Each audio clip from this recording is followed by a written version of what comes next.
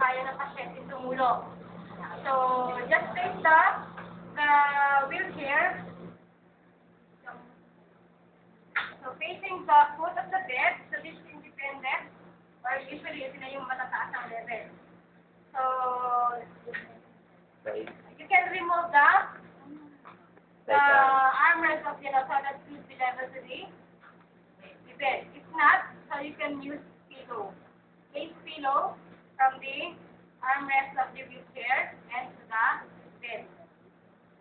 Or you can use board, slide board. So from here, go to this board, so you can move. And then place both legs of the patient to the edge of the bed.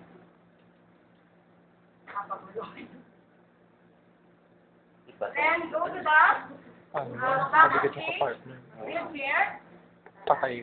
And then ask the patient to help. Okay, 1, 2, 3.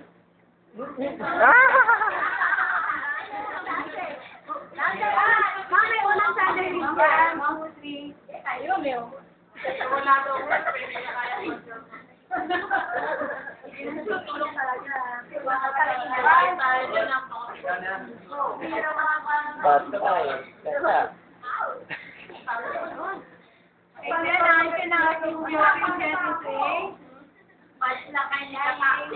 Assuming na lang yun.